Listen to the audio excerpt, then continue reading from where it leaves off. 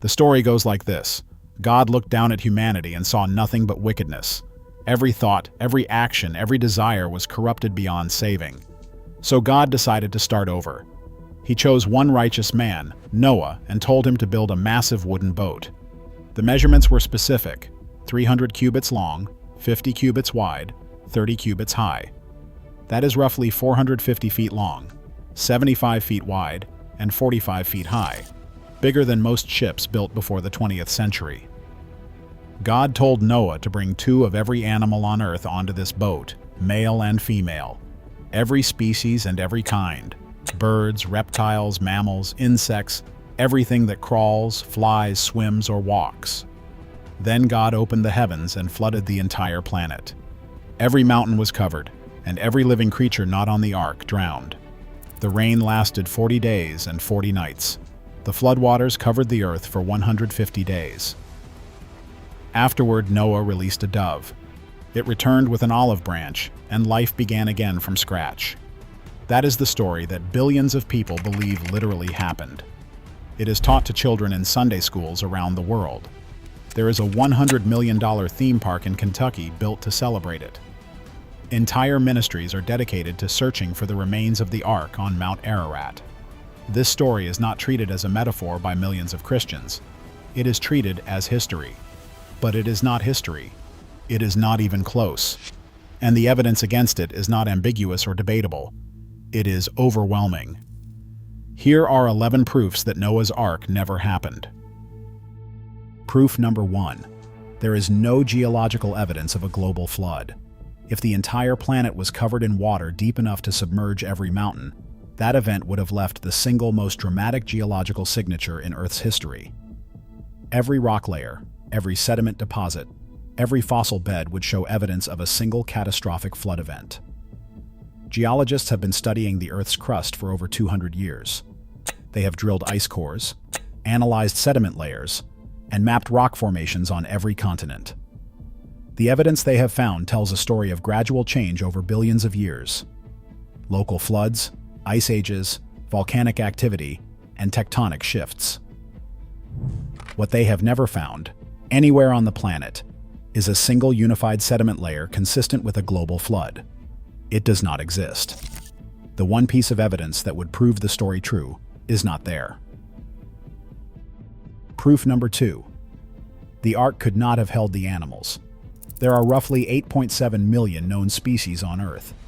Even if you limit it to land animals and exclude marine life, you are still talking about over 6.5 million species. 2 of each means over 13 million individual animals on a wooden boat 450 feet long. For comparison, the largest wooden ship ever actually built, the Wyoming, was 329 feet long. It had severe structural problems. The hull flexed so much in ocean swells that it leaked constantly and eventually sank. Noah's Ark would have been larger than any wooden vessel in recorded history, and it would have needed to hold more living cargo than any ship of any material has ever carried. The math does not work. The physics does not work. The biology does not work. Proof number 3. Feeding and containing the animals is physically impossible. Consider what it takes to feed a single elephant for one day, roughly 300 pounds of food and 50 gallons of water. Now multiply that by 2 elephants for 150 days. That is 90,000 pounds of food and 15,000 gallons of water just for the elephants. Now add 2 lions, 2 tigers, 2 bears, 2 giraffes, 2 hippos, 2 rhinos, and millions of other species, each with specific dietary requirements. Carnivores need meat. Koalas eat only eucalyptus leaves. Pandas eat only bamboo. Hummingbirds need nectar. Anteaters need ants. The food storage alone would require a vessel many times larger than the Ark described in Genesis. And then there is the problem of predators and prey sharing the same enclosed space for 5 months. 2 wolves and 2 sheep on the same boat. 2 hawks and 2 mice. The entire food chain collapsed into one floating box. If this is the kind of content that challenges what you were taught and makes you think for yourself, subscribe to this channel right now. Turn on notifications. Drop a comment telling me which of these proofs you think is the most devastating. That engagement is how we keep making content like this. Now let us keep going. Proof number 4. The waste management problem. Millions of animals would have produced millions of tons of waste every day for 150 days. 8 people were supposedly responsible: Noah, his wife, his 3 sons, and their wives. That is 8 humans managing more animals than every zoo on the planet combined. Modern zoos employ hundreds of trained staff to care for a few thousand animals. Noah's family of 8 was supposedly managing millions. The ammonia from urine alone would have made the air inside the ark toxic within days. Proof number 5. Ancient civilizations that should have been destroyed by the flood were thriving during the supposed flood period. Biblical chronology places the flood at roughly 2300 BCE to 2400 BCE. During that exact period, the Egyptian Old Kingdom was building pyramids.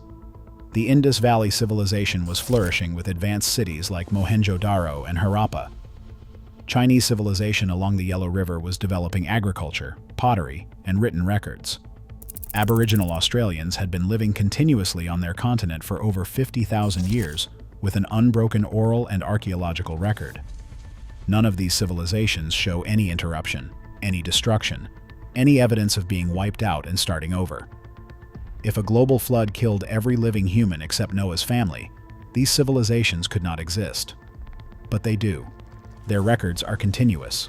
Their archaeological layers are unbroken. They were never flooded. Proof number 6. The genetic bottleneck problem. If every land animal was reduced to a single breeding pair roughly 4,300 years ago, the genetic evidence would be unmistakable. When a population is reduced to 2 individuals, the resulting genetic diversity is extremely limited. This is called a genetic bottleneck, and it leaves a clear signature in DNA. Scientists can detect bottleneck events from tens of thousands of years ago.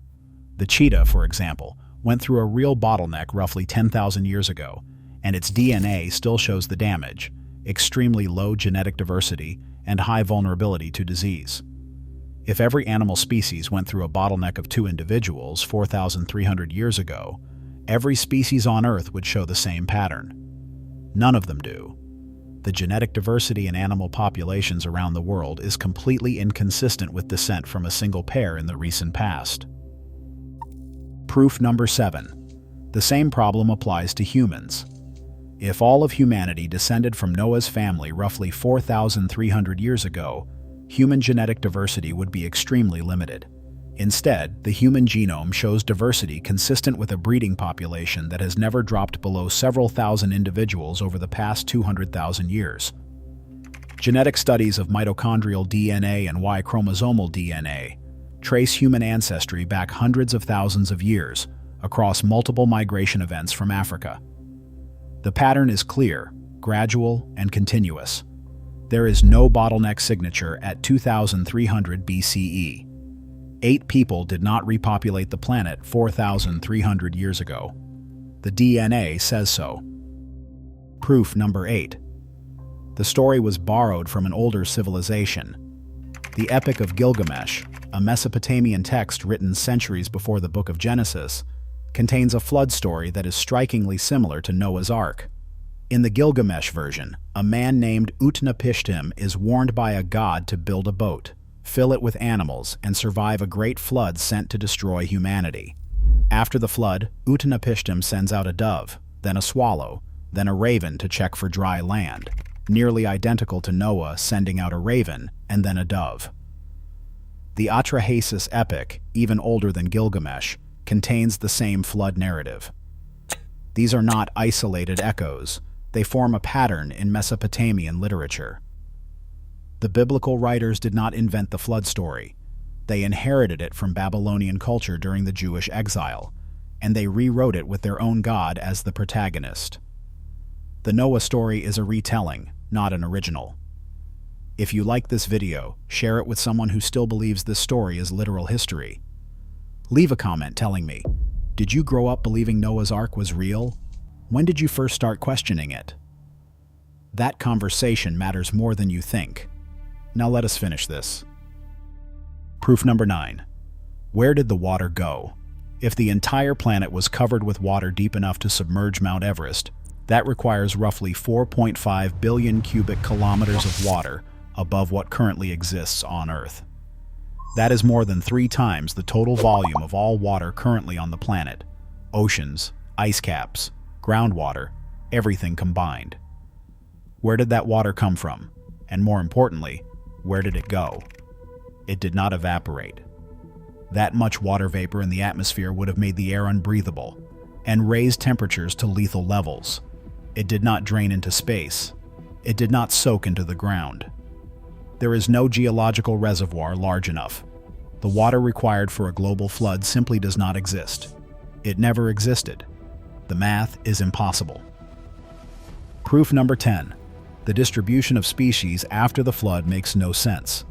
If every animal disembarked from the Ark on Mount Ararat in Turkey, then every species on Earth migrated from that single point to their current locations. That means kangaroos hopped from Turkey to Australia without leaving a single fossil along the way. Penguins walked from Turkey to Antarctica. Lemurs traveled from Turkey to Madagascar and nowhere else.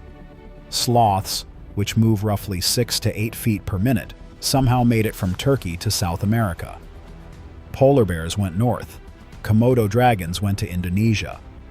Every unique species on every isolated island and remote continent somehow migrated thousands of miles from a single point in the Middle East, left no trace of their journey, and ended up exactly where we find them today. That's not migration, that's magic. Proof number 11. The olive branch is impossible. The story says Noah sent a dove, and it returned with a freshly plucked olive branch, proving that vegetation had begun to grow again. But if the entire planet had been submerged under salt water for 150 days, every plant on Earth would be dead. Salt water kills vegetation. Even a brief flood of salt water destroys crops and poisons soil for years. Submersion for 150 days would have killed every tree, every plant, every blade of grass on the planet. Olive trees take years to grow from seed. There could not have been a living olive tree with a pluckable branch days or weeks after a global flood receded. The dove story is a poetic image. It's a beautiful symbol, but it is biologically impossible. 11 proofs. Any one of them could be debated on its own. Christians have spent centuries building explanations, workarounds, and alternative interpretations for each individual objection. But all 11 together? The missing geology, the impossible boat, the feeding problem, the waste problem, the thriving civilizations, the animal genetics, the human genetics, the borrowed story, the missing water, the impossible animal migration, the dead olive tree. Taken together, these are not questions, they are answers. And the answer is that Noah's Ark is a myth. A powerful, ancient, emotionally resonant myth that was borrowed from an even older civilization and rewritten to serve a new theology. It is a story about God's judgment and mercy, and as a story, it has value. But as history, the evidence is not just weak, it is non-existent. Thank you for watching. If this video challenged something you believed, that is not a threat. That is growth. And if you want more content that treats you like an adult who can handle the truth, subscribe to this channel. Hit the bell. Share this with someone who needs to hear it. We will see you in the next one. Reason over rituals. Always.